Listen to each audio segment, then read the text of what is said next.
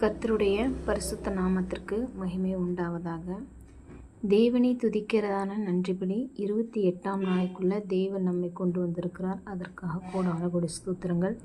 இந்த short video முடிவதற்குள்ளாக இந்த வேத பகுதியை வாசித்து அதன் கருத்துக்களை சொல்லி தேவனை துதிக்க வேண்டும் என்று சொல்லி விரும்புகிறேன். பரலோகத்தில் தேவனை எப்படி தேவ தூதர்கள் துதிக்கிறார்கள் என்று சொல்லி இந்த வேத பகுதியை நாம் பார்க்கலாம். வெளிப்படுத்தின விசேஷம் 5ஆம் அதிகாரம்.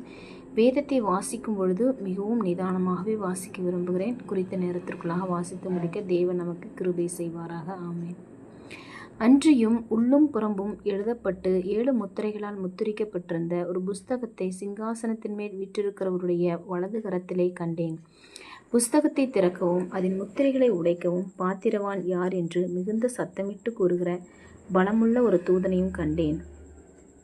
வானத்திலாவது பூமியிலாவது பூமியின் கீழாவது ஒருவனும் அந்த புஸ்தகத்தை திறக்கவும் அதை பார்க்கவும் கூடாதிருந்தது.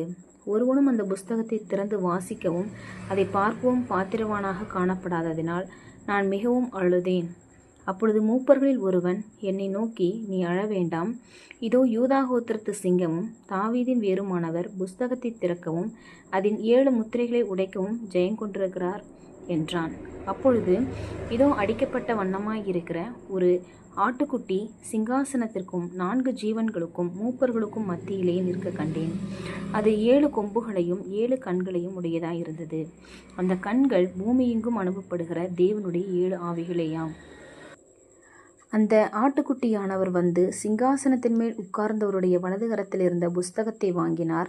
அந்த புஸ்தகத்தை அவர் வாங்கின போது அந்த 4 ஜீவன்களும் 24 மூப்பர்களும் தங்கள் தங்கள் சுரமண்டலங்களையும் பரிசுத்தவான்களுடைய ஜெபங்களாகிய தூபவர்க்கத்தால் நிறைந்த பொற்கலசங்களையும் பிடித்து கொண்டு ஆட்டுக்குட்டியானவருக்கு முன்பாக வணக்கமாய் விழுந்து, தேவரீர் புஸ்தகத்தை வாங்கவும் அதன் முத்திரைகளை உடைக்கவும் பாத்திரராய் இருக்கிறீர்.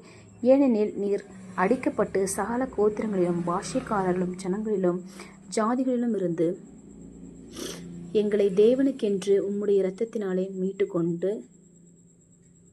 எங்கள் தேவனுக்கு முன்பாக எங்களை ராஜாக்களும் ஆசாரியர்களும் ஆக்கினீர். நாங்கள் பூமியிலே அரசாள்வோம் என்று புதிய பாட்டை பாடினார்கள்.